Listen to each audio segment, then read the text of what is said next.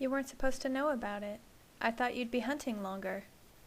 I noticed her concerned glance up toward my eyes, and my short hunting trip suddenly felt like it had been much longer ago than in the earlier hours of that morning. She had been right before. It had been too long since my last hunt, and I was far from satisfied.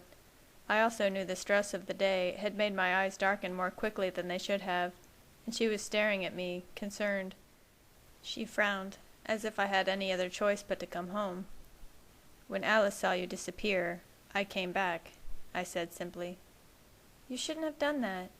Now you'll have to go away again. I can wait.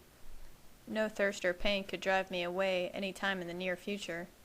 That's ridiculous. I mean, I know she couldn't see me with Jacob, but you should have known.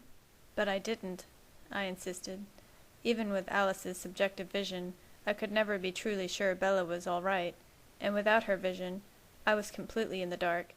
And you can't expect me to let you. Oh, yes, I can, she said, irritation saturating her tone. That's exactly what I expect. This won't happen again. That's right, because you're not going to overreact next time. It was foolish to say it. Even as the words left my mouth, I knew they were only going to fuel her anger, yet I didn't seem to be able to stop myself. Because there's not going to be a next time. I understand when you have to leave, even if I don't like it, she argued. That's not the same. I'm not risking my life. Neither am I. Her eyes were fixed on me, and her jaw was set. It was as if she were arguing the simplest of truths, confused by why I couldn't be persuaded. She was holding stubbornly to her words, exactly the way I was holding on to mine. As we stood, silent and frozen, it all seemed so very futile. Werewolves constitute a risk, I said plainly, already braced for her rebuttal. I disagree. I'm not negotiating this, Bella. What would be the point? Neither am I. I could feel the tension start to build in my body, the calming effect of having her in my arms slowly dissipating. I feared my voice would be too harsh, so I paused before speaking again, willing the frustration away. Unfortunately, she misread my silence and allowed her own thoughts to wander. When she spoke again, her voice was colder somehow, and I wish we could go back in time. I should have gone to her the moment she stepped into the room. I should have scooped her up and pulled her next to me on the bed. Though there were obviously things we needed to discuss, the events of the day were too fresh. Perhaps we should have allowed a little time to pass before opening the floodgates. Is this really just about my safety? She asked, trying to get me to admit to the truth I could barely admit to myself. What do you mean? I asked, buying myself a few seconds. You aren't... you know better than to be jealous, right? She hedged. As the words left her mouth, I tried to deny them, but the sinking feeling that washed over me didn't grant me any peace. Do I? I asked, watching and taking in her incredulous expression. Be serious, she nearly laughed. Easily. There's nothing remotely humorous about this. Or is this something else altogether? Some vampires and werewolves are always enemies nonsense? Is this just a testosterone-fueled... Though I was happy she seemed to have moved on quickly from the topic of my jealousy, the notion that there was something else beyond even that frustrated me. Frustration crushed me again as I listened to her try to turn my efforts to keep her safe into some barbaric grudge I needed to settle. All efforts at keeping up a calm facade disappeared. This is only about you, I growled. All I care is that you're safe. I stared at her intently, searching for a sign that she understood.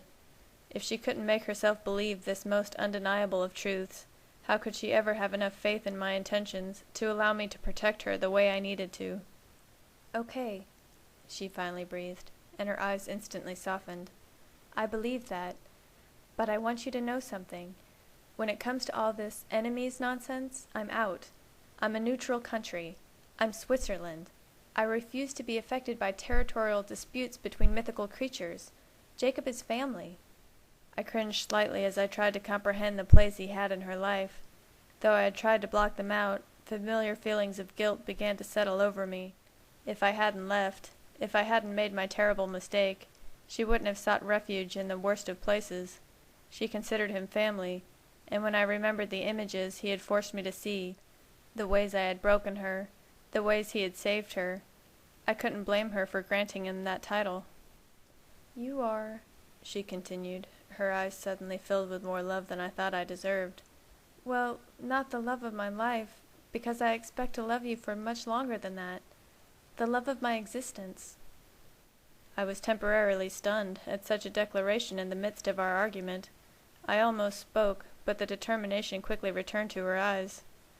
"I don't care who's a werewolf and who's a vampire. If Angela turns out to be a witch, she can join the party too." I watched her carefully, deciding how serious she was. And of course, since it was Bella, she was completely serious. "Switzerland," she repeated. It was really that simple to her. This wasn't about werewolves and vampires, or even treaties and ancient rivalries. This was about the person she loved and the person she sought refuge in during my absence. Friends, family. It was about her desire to keep us both in her life, no matter how impossible it seemed. "Bella," I sighed, about to tell her how absurd she was. Then, as I stared into her pleading eyes, I realized how tired she was of fighting. In truth, I was tired too. Not something I was used to feeling. I paused, wondering if there was anything I could say to end it, at least for the moment. I took in a deep breath. I hadn't meant to, but I must have made a sour face.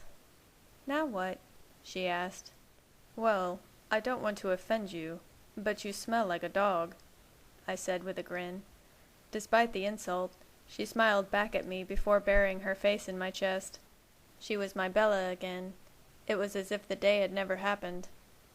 Unfortunately, my growing thirst over the following days also suggested the day had never happened, and another hunting trip was planned for Friday. Though disappointed, I couldn't say I was surprised when Alice approached me Wednesday evening.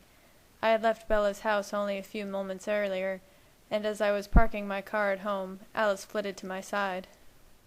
"She's going to try to leave again," she sighed. "She's trying not to think about it too much, but I've been on high alert." "Thanks," I said flatly, and she watched incredulously as I walked towards the house. "You don't sound upset." "Of course I'm upset, but I knew it was coming." "Well, what are you going to do?" "I don't know." I shook my head, staring at the ground and willing the answer to come to me. "Alice, I can't fight with her anymore. It's wearing us both down. It's like we just keep going around in circles, stubborn and relentless, neither one of us willing to give in. Will she ever understand?" "I wish I could answer that for you, but given the creatures in question, I don't exactly have that kind of insight." She smirked at me, trying to hide the fact that she was just as frustrated as I was. "Carlisle isn't scheduled at the hospital tomorrow, so everyone wants to leave early. I don't even know if I can make myself go.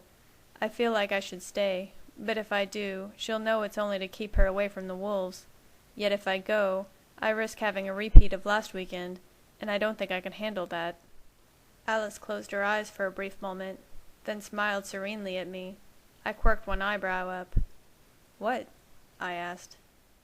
"The answer is yes, obviously. I've always wanted to have a slumber party," she grinned. "The only thing left for you to make up your mind about is what exactly you're going to give me. Your first choice was nice, but where would I wear it? The second idea you had is wonderful, but Jasper's already getting it for me for Christmas. I'm hoping you end up leaning towards something a bit more shiny and fast." I rolled my eyes. The plan had been rolling around in my mind since last weekend, a way to make sure Bella didn't make any more escape attempts during my necessary hunting trips. I knew Alice would be more than happy to keep Bella occupied, but it still seemed only fair to thank her properly. After all, when Bella realized what was going on, she'd probably take it out on Alice, likely ruining any chance of them having the type of weekend Alice was hoping for. "Thanks," I said, wishing there was an easier way than kidnapping Bella to keep her safe. "Don't worry about it. And don't worry about Bella either. She'll understand." I eyed her skeptically. "Eventually," she added, and I sighed deeply as I took off once again toward Bella's house.